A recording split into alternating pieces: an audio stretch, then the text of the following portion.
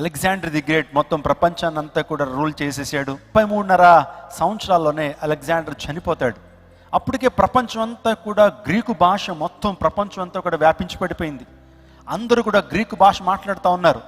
So అతడు చనిపోయినటువంటి కొన్ని సంవత్సరాల తర్వాత యేసుక్రీస్తు ప్రభువు ఈ లోకానికి వచ్చి ఆయన ఏ ఒక్కరూ చేయనటువంటి అద్భుత కార్యాలు, ఏ ఒక్కరూ చేయనటువంటి సూచక్రియలు, మహత్కార్యాలను జరిగించి సమస్త మానవాళి యొక్క పాప ప్రక్షాళన నిమిత్తము ఆయన అమూల్యమైన రక్తాన్ని, నిష్కలంకమైన రక్తాన్ని మనుషుల కొరకు చిందించి ప్రాణం అర్పించి ఆయన 3 రోజులు తిరిగి లేచి పరలోక రాజ్యానికి ఆరోహణమైనటువంటి కొన్ని సంవత్సరాలకి తన శిష్యులైనటువంటి మత్తయి, మార్కు, లూకా, యోహాన్లు వారు గ్రీకు భాషలోనే మొత్తం ఈ యొక్క యేసుక్రీస్తు ప్రభు జీవిత చరిత్రను, సువార్తను రాశారు. హల్లెలూయా, హల్లెలూయా.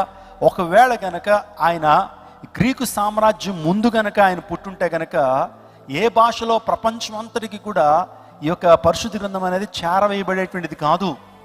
గ్రీకు భాషను ఆల్రెడీ ఆ గ్రీకు సామ్రాజ్యపు అధినేత అని చెప్పుకోవచ్చు అలెగ్జాండర్ ది గ్రేట్.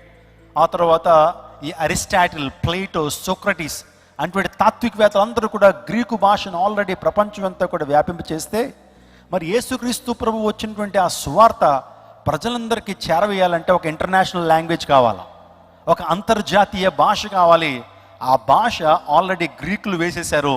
అదే భాషలో మన యొక్క సువార్థికులు సువార్తను ఏం చేశారు, రాసినట్లుగా మనం చూస్తూ ఉంటాం. మీరు అలా ఆలోచించుకుంటూ వెళ్ళిపోతే యేసుక్రీస్తు ప్రభు తగిన కాలం ఈ లోకానికి వచ్చాడు. రాజకీయ పరంగా ఆలోచన చేసినా, సామాజికంగా ఆలోచన చేసినా, స్పిరిచువల్గా ఆలోచన చేసినా, ప్రాఫిటికల్గా ఆలోచన చేసినా, ఎన్ని విభాగాలుగా ఆలోచించినా యేసుక్రీస్తు ప్రభు రైట్ టైంలో ఈ ప్రపంచానికి వచ్చాడు. గట్టిగా చప్పలు కొడుతూ దేవుని నామాన్ని మహింపరచండి. అది దేవుని చిత్తం.